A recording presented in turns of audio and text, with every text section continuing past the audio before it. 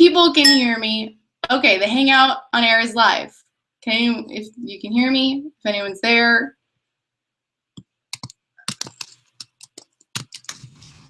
I didn't post it yet. I'm posting it right now.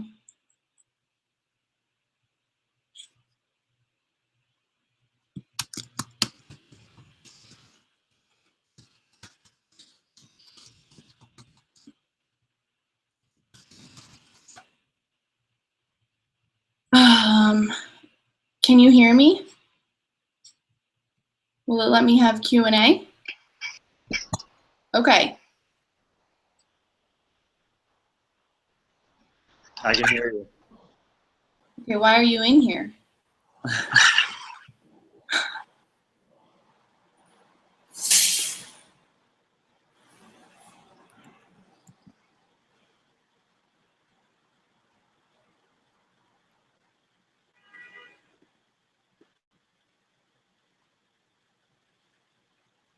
Wait, did you just press mute?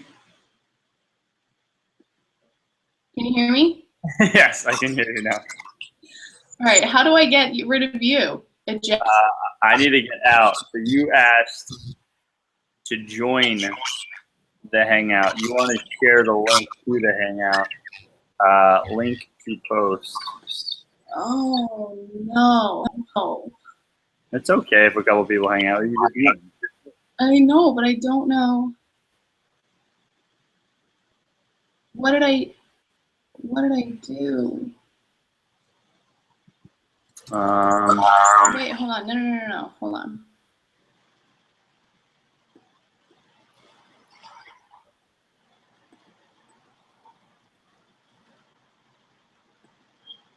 on. Okay, so there's 3 people in here. How do I, and again, the Q&A is disabled. You guys, I'm cursed. Okay. Tony, are you still on the phone?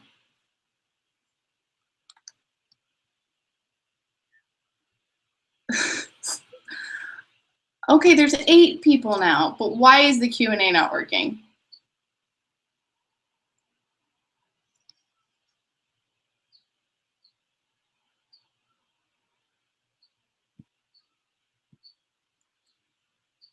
I think that we're just gonna have to, I think I'm just gonna have to go. I think I'm just gonna have to go. 7 people in here. Caroline is here. Caroline, you are my girl. You retweet my stuff all the time. If you're here, then as far as I'm concerned, the 2 of us could just hang out for a while. All right, I'm gonna get off the phone and try and make this happen. Okay, thank you.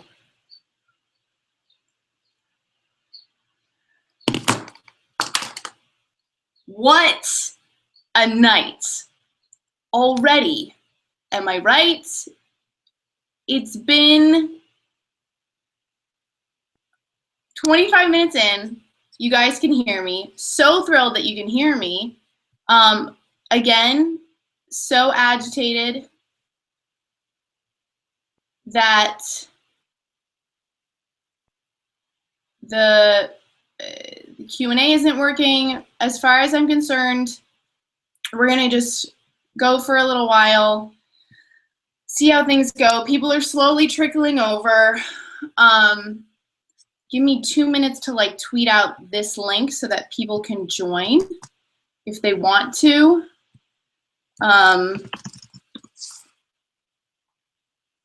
Technology, you know, it's not that I'm not like a dumb person, but some things about technology, every time I use this Google Plus Hangout thing, it's like a weird, confusing, like I'm like, I don't understand. It's supposed to be user-friendly. It is user-friendly. I feel like unless you're me, in which case it's really hard, in which case there's things that just don't work that should just work. Like your microphone just automatically not work, even though I've been on coaching calls all day talking to people in Europe and all around, and things are working, and I'm like, I don't understand why suddenly when it really matters, when it's for you guys, it doesn't work. I don't want to whine about it all night.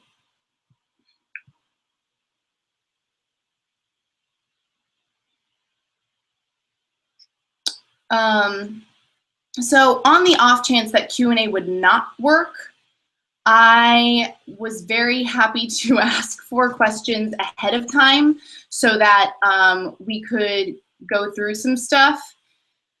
And that's what the plan is to do. So I already have a number of questions, and I am going to see if I can, I fixed it. I'm on a new link, thank you. That was my sister, and she was letting me know that there's no sound. She doesn't know that we're in a new Hangout. She's so sweet to want to do that.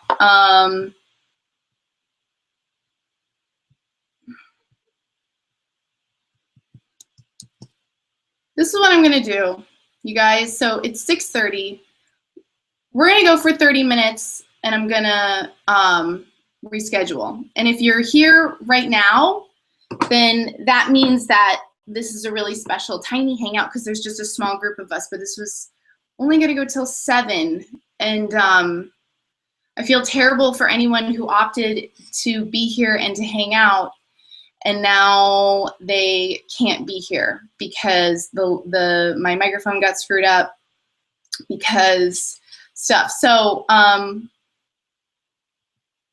yeah, that's what I think is fair, and that's what I'm gonna do, and I hope you understand. And if you're here right now, just know, oh my God, I am so appreciative of you being here, and for you like finding the way to click this link to make it work so that we can hang out. My gosh, I know, I feel like I say it all the time, and I still don't feel like I say it enough, but thank you for your commitment to me and for your support of me and my channel and for you being here. Someday, all of these technical fucking-foos are gonna get sorted out, and everything is gonna be so much better. Because I feel like I do everything I can. I do everything I can. And sometimes it feels like Google is just against me. So it's really disappointing. Thank you to everyone who watched my new video today. It went up later than I wanted it to, again, because I was having some technical difficulties. And I'm excited that that's up and over there. Let me see if I can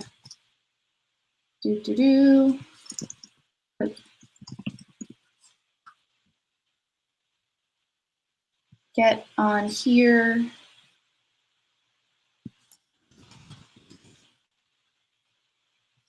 All right. It's not gonna work. All right, so people are slowly trickling in. We're gonna have 30 minutes together, and I'm gonna fix this, and I'm gonna get everything organized and sorted out because I just want to give you guys all the time and energy and working functional parts of this hangout that you deserve. So this is really funny, right? This actually, if I'm gonna get meta on it, which I usually do, I feel like this past 30 minutes is a really good metaphor for life. So if you're here, that means that you saw me kind of like log into this hangout. This hangout means a lot to me. My viewers mean a lot to me. What I'm gonna share on this hangout, the questions that I'm gonna answer on this hangout mean a lot to me. The quality of the answers that I give, being really authentic and real with you guys, like all of this stuff is really near and dear and super important and close to my heart. It's like an event that matters a lot, that I've prepared for a lot. And it's funny to me how sometimes the things that we care about most, sometimes shit just goes wrong, you know? Stupid things like the microphone not working or the Q&A feature turning off, or you know, there's a broken link, or and life can be really, this is, you know, and if I'm thinking about this, like this is a metaphor for something much larger, right? That shit happens. Really bad shit. Like for me right now, this is terrible that the link got messed up and that we're late to start and I feel like I can't, I'm now like my head is in this like weird place. This isn't even that important in the grand scheme of like life and death, right? But in my world, this is like the most important thing that I have going on this week. And you know, that matters this much to me. And to have things go wrong, which they inevitably will, I always say, okay, so who are we when things go wrong? And there's generally like two types of people. There's people who things go wrong, they make mistakes, they screw up, something happens, and we flip the fuck out and feel really, really stressed out about it and like don't understand why this is happening to us. And oh my God, like me just for the past half an hour while I was troubleshooting on the phone trying to get my microphone sorted, I was just like, why is this happening and how can I fix this? And feeling so exasperated about it. And then the second type of person is the person who's like, ah, you know, shit happens and you gotta just pick up and move on and hope for the best and do what you can. And all, you know, you can only control so much and all of that. So right now I would really like to be more that second type of person.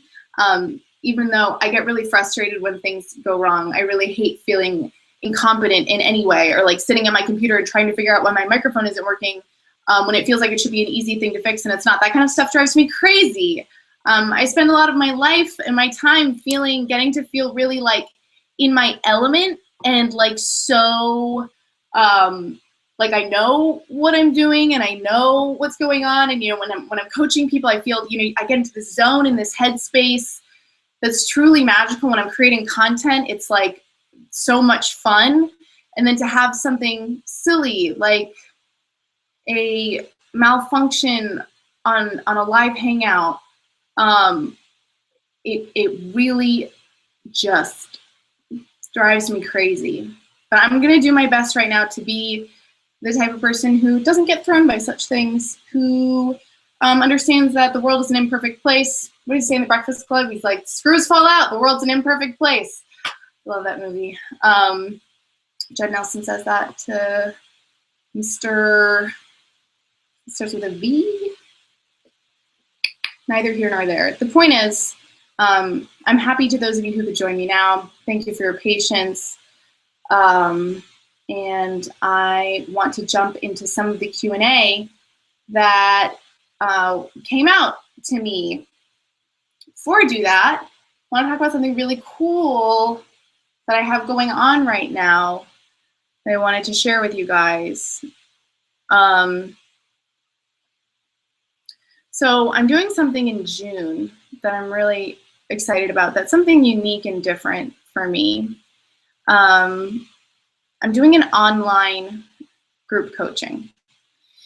And this is something that I've wanted to do for a really long time. It'll be a video session series with 10 participants who want coaching on something, on a variety of things. What makes my program, I feel, really unique and different is that I'm specifically designing it for the people who register and enroll. So I've already had some people buy in, some people who subscribe to my website. If you want to be on that list, you can go to amyyoungcoaching.com and subscribe, because I tend to kind of be in more close email contact with people on my website, so it's easier to share things. But yeah, I'm designing the program right now for the people who are registering. So I can't tell you exactly what it'll be like, because it's really going to be super specifically tailored towards what the people want. So if you're someone who really likes me, who really likes my voice, what I talk about on the internet, if you like the ideas that I share on Instagram, the stuff I tweet out, and you're interested in personal growth, if you're interested in the world around you, and really just wanting to live a life that feels, I always say, that feels more like it's happening for you instead of to you. That's like stuff that gets thrown around a lot, but I think it's really true, feeling like you're in your element and you have choices and options, and you want some support around the direction that you're going in, around a goal that you want to achieve. It's going to be a 6-week online coaching that I think is going to be really, really unique. And as soon as anyone registers, you'll be, I'll be immediately in direct contact with you to find out exactly what you want out of the program, so that we'll be able to correspond, and I'll get a really clear sense of what your wants and needs are, and then I'll be able to make every weekly session within the 6 sessions about that, about what's going to help the group most, and we'll have an online community just for us. I'm so excited to be talking about it because I've been planning it for a while. I haven't shared it with my YouTube channel. Wanted to share it tonight. And I really am just so excited to share it. I'm going to post the link in the event. I'll post it in the original event link, and then I'll post it in this new event link so that we can, sorry, I'm just looking, and Emily, who is here, she said, yay, it's finally working. I'm so happy it's finally working too. OMG. So yeah, I will post the link to opt in. I'm offering a special pricing, which I now think I'm probably going to extend since this Hangout got a little screwy. I'm probably going to extend it for the 6 weeks. The price right now that I will be offering it at is $345, which when you do the math and you divide it by 6 per weekly session, it's a fraction of what I charge for one-on-one coaching. So if you can't totally afford one-on-one coaching, but you really want the support and the help, and you also like the idea of having a community of people who want and care about the same things that you want and care about, man, is this the right program for you. And it's also just a great way for me to get to know you better, find out what your needs are, what you want help with, and how we can make that happen for you. So that's my big exciting news. I'm going to be sharing more about that on my channel, so don't worry about every little detail now. Just know if you're interested, the link is already in actually the original event page, which is in the bottom of like every video for this Hangout. And we will, you can click on that and find out more details and register if you want to. There's only 6 spots now. So I don't know how quickly it's going to fill up, but I'm really looking forward to meeting everyone who signs up. So yay, exciting. I love coaching. I love getting to know you guys. I'm so overwhelmed by the amount of people who reached out to me who want coaching just from watching my videos. It's really, really cool. So thank you to everyone who reaches out. And let's jump into some Q&A. You guys ask really, I don't want to say tough questions, but thought-provoking questions.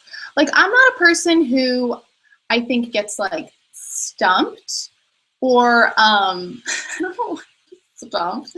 I'm not a person who really like generally if people ask me questions, I'm like, oh yeah, like I have some experience around that, or like you guys really made me think about some stuff with these questions that you asked. People emailed me and wrote comments in the video that I posted last Friday, and these questions were just, first of all, so personal. Thank you for being so open with what you're going through and asking for help around it. That's showing that kind of vulnerability and asking for help, I think, is really courageous. So mad props to anyone who put themselves out there like that. And second of all, gosh, I just, they really made me think, and like, I think I have some great stuff to help anyone who asked a question think about. It's hard to answer, like give a straight black and white answer to something like, that's asked on the internet, just because it's like, I'm so like in coaching, I want to know as much information as possible. Some people gave more information, but it still isn't quite enough for me to be like, oh, this is exactly what you should do. So my answers might seem a little vague. They might seem like they're just more kind of to get you thinking about things in a different way. And that's just because I don't want to give crappy advice. If I don't think I have all the information, I'm not going to just tell you what I think that, I should tell you, or maybe what you want to hear, or what you don't want to hear, or whatever. I'm all about giving really good, really solid advice. So I hope that that's cool. Let's jump into some Q&A. We're gonna do 20 minutes, and that is plenty of time to really get somewhere. So I got a question about, here we are.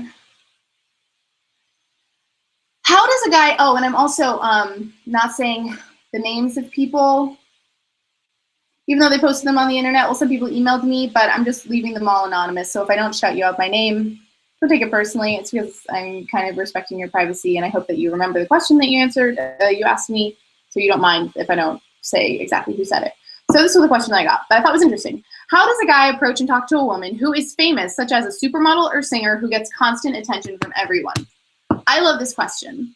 So how does a guy approach and talk to a woman who's famous? I mean, she gets attention from everybody. She has to know that she's hot shit, right? How the hell am I going to talk to this woman?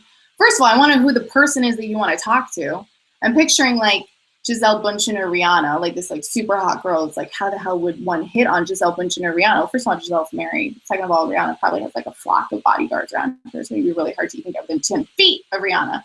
But I think what I would say first and foremost is, well, I'd say two things. One, every woman on the face of the earth, I don't care how famous she is, how beautiful she is, how hot or rich she is, how many people she has paying attention to her all the time.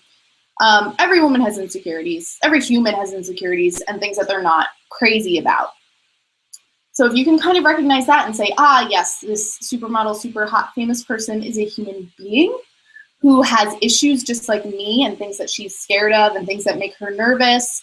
And she has flaws and imperfections, physical or otherwise, that she's not crazy about, because that's everybody. Recognize that and approach her like she is a real person, because something you need to consider is everyone else is looking at this woman the way that you're looking at her and saying, hey,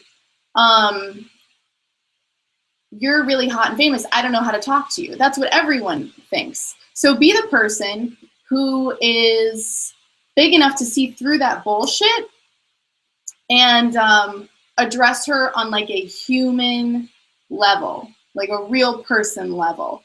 I'm not saying go up to her and like be like, oh, you must be insecure about something. What are you insecure about? Because that's rude. But detach yourself from the fame. It's like that scene in Notting Hill. Anybody seen that movie? The movie's so great. And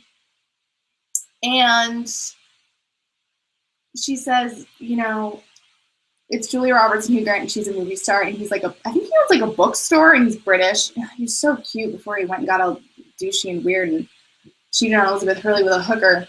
Neither here nor there. But in the movie, Julia Roberts turns to Hugh Grant at the end. She says, because she was asking him to love her. She's like, you know, I'm just a girl standing in front of a guy asking him to love her. Oh, she's not a movie star. She's just a person. And that's what I would say about this situation. Don't be intimidated. Easier said than done. But, you know, she poops just like everyone else. That's also, I feel like I could have just gotten rid of all of everything that I just said and just said that. She poops like everyone else, you know? Everybody puts their pants on and poops the same way. One leg at a time and hopefully sitting down. Oh, we're getting off to a weird start. All right, I'm gonna have to answer quicker if we're gonna get through stuff. So, love triangles, do they generally end badly for everyone involved? So this person was asking, there was a little bit more information that I'm not going to go all into, but they were saying, you know, in a situation where maybe you have two people who are together and then there's like a third party involved, or there's two people who are in love with the same person, does it generally end badly for everyone? I mean, I don't know that you can really say, generally, does this always end badly?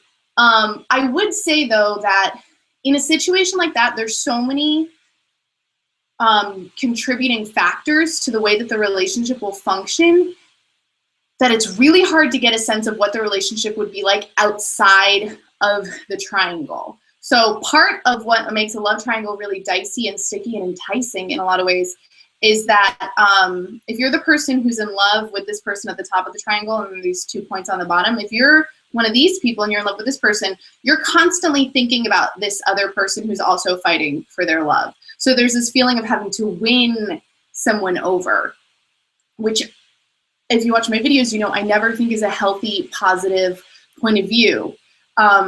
Generally, what ends up happening is so much of your self-esteem and self-worth is wrapped up in what does this person think of me, And how am I going to get them to choose me over this other person?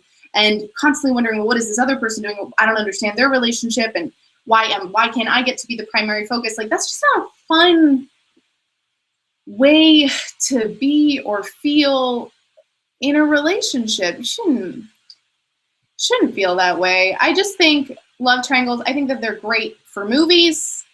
I think that they're exciting for sitcom dramas. I think in terms of real life, it's a lot of unnecessary drama that is overrated. And at the end of the day, you just know someone or two people, you just know that people are going to get hurt.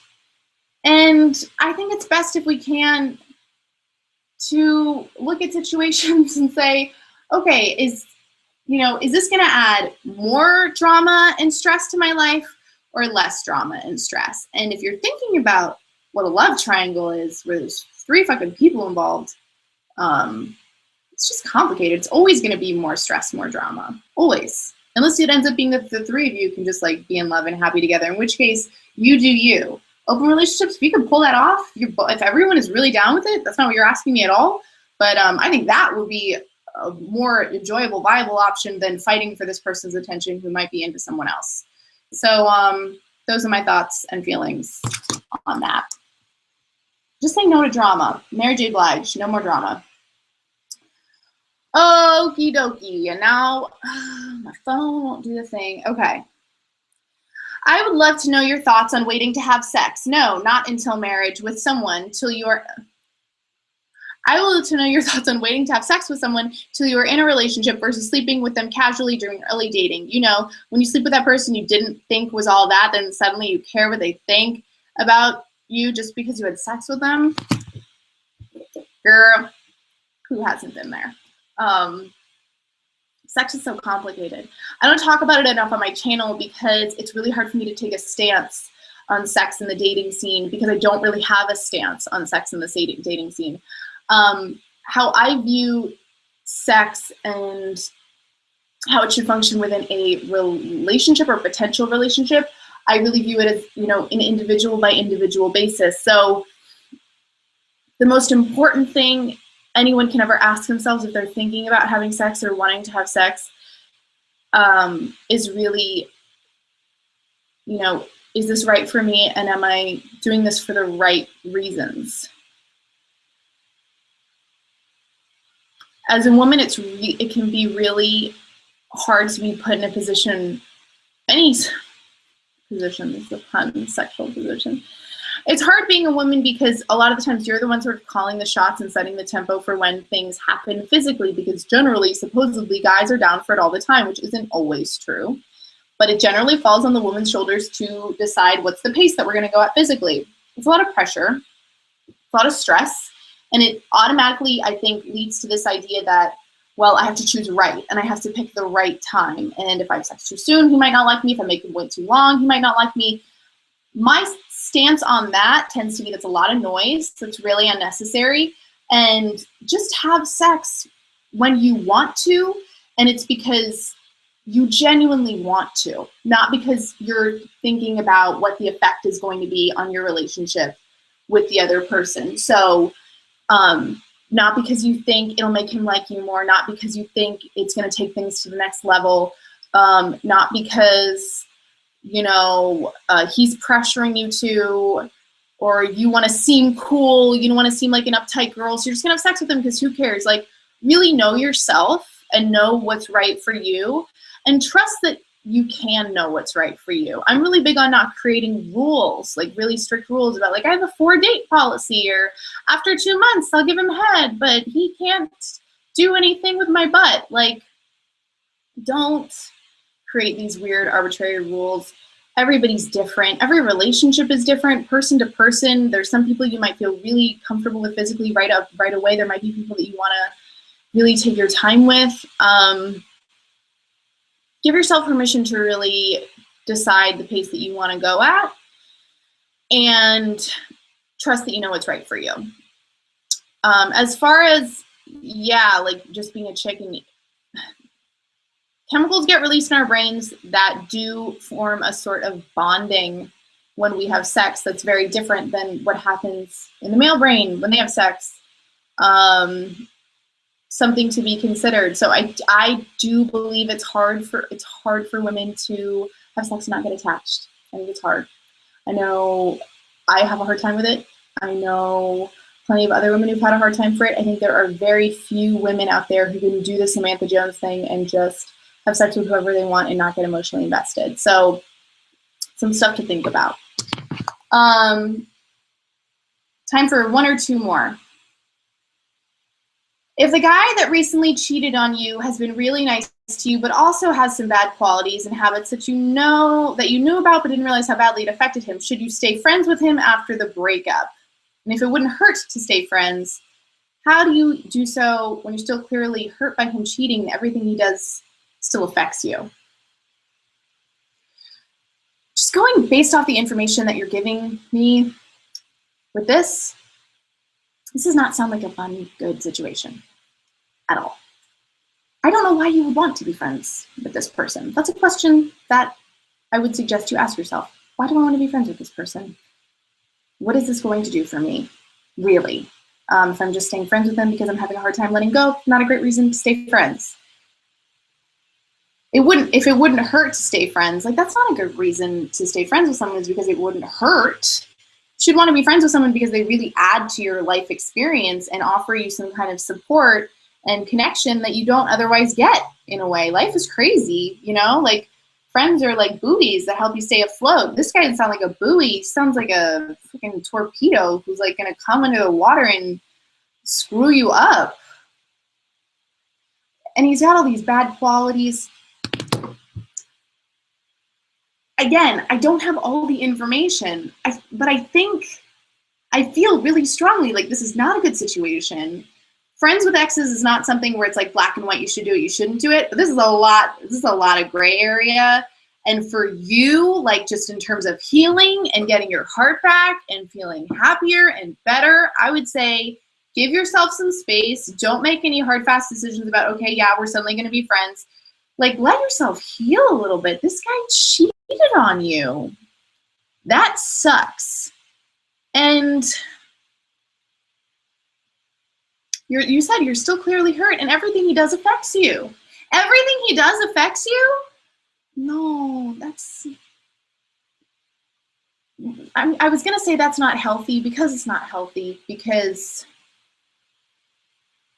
to have another person control, with whether they know it or not, to control your feelings, your emotional well-being, that's such a painful place to be. I say that as a person who's been in those relationships before, who's been in toxic relationships before with people who had tons of issues, who it was not good. And give yourself space. Let yourself get back in touch with you and reconnect with yourself a little bit, and then test the fucking waters with this guy. Because to go from being in a relationship to then he cheats on you to then we're suddenly friends, that's not like a natural course of action. So that's my feelings and thoughts on that. My heart goes out to you. I hope that you're okay. I've been cheated on and it blows.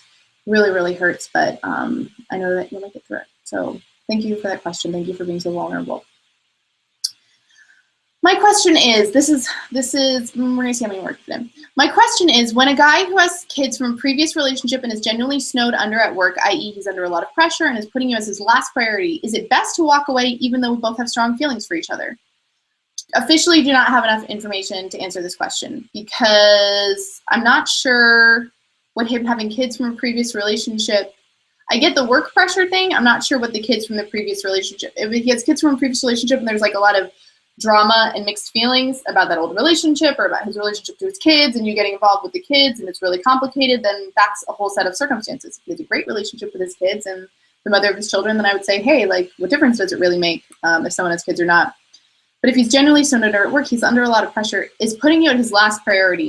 That's usually where I kind of draw the line. I mean, to feel really low on someone else's priority list when you feel like you're giving a lot to the relationship is just the worst.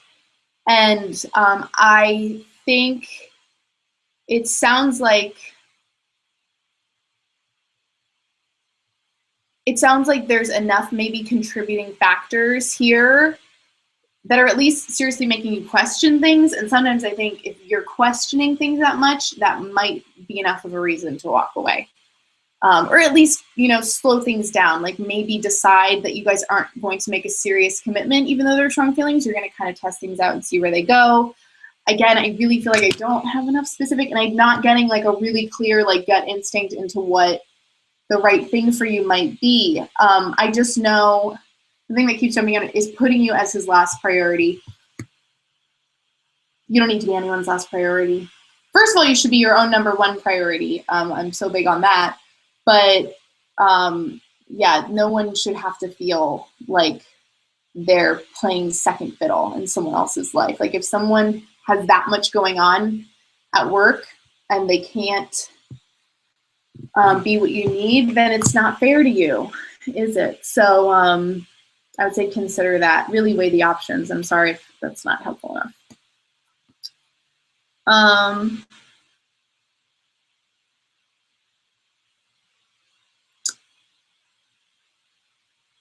Next question. How to get over the fact that your best friend is dating your ex-boyfriend who meant the world to you? Should you get over it? Don't have a lot of information here. I literally, I can't even imagine what it would be like if my best friend dated my ex-boyfriend. I'm not even big on girl code. Some people are really serious about that.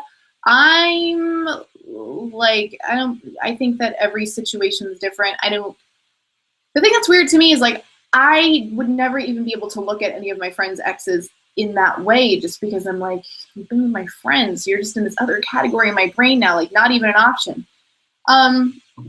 So some questions I have for you that might help you clarify this. So your ex-boyfriend meant the world to you. I'm assuming that your best friend meant a lot to you too. Are they really, really happy together? Are they a really, really good match? Super painful question to ask because it sounds like maybe you're still wishing that you and this person could be together. But if you can look at that relationship and see, wow, they work much better than we ever worked. So I'm going to back up a little bit. If you still have peacemaking that you have to do with this breakup, take care of that, number one, before even thinking about how you think about these two people.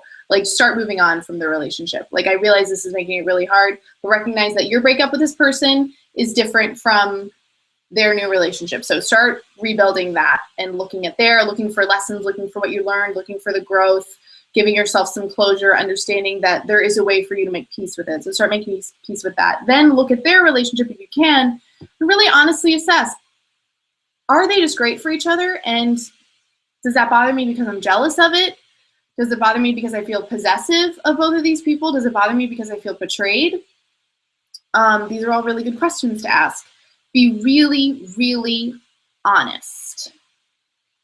And the other thing that I wish I knew a little bit more about was how they were handling it. So if someone is doing this and they are being really insensitive and flaunting it to you, then that's super douchey. And I would say maybe those are two people you don't need in your life. But if they're genuinely really happy together and they're trying to be as respectful towards you as they can be, and they tried to address it with you in a really healthy way, and they didn't, it wasn't a creepy secret thing that they kept from you. If everyone's able to be an adult in the situation, it might end up being okay, and you might be able to get over it and be happy for them. Yeah, that's a tough one. Yeah, mostly just because I feel like I don't know enough. But so what did I just say? Yeah, start healing the breakup, number one.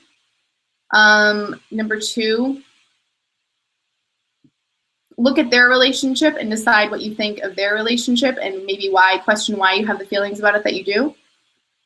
Number three, think about how they're handling the relationship with you. And depending on how they're doing that, that might give you a lot of insight into who these two people are. So maybe they're two people that you don't really need to have in your life. If they're being really super insensitive and callous in this situation and not understanding the implications that would have on both of their relationships with you, especially your best friend, but ex-boyfriend too. I would say both of them. It's you have to be really careful about that kind of stuff. We are at 7:01. So we went for less than I wanted to today. It's because we got off to a screwy, rocky start. I'm going to reschedule the rest of this. I still have a ton of questions I want to get through with you. Again, the link to my coaching program is going to be in the event page. I'm also going to be talking about it in videos this week, next week. So be on the lookout for that. Thank you to everyone who joined me, who followed through the fixed link. I am so appreciative of you being here. Thank you for joining me and for your patience as we got all this shit together. I have so many more questions to answer, but I want to give them the time that they deserve. So I'm going to figure something out. Stay tuned to my channel if you want to tune into the next one. And oh my gosh, I promise it won't be so foobarred.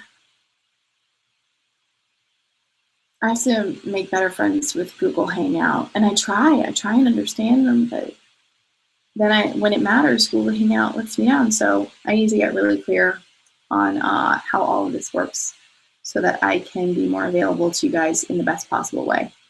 I love you.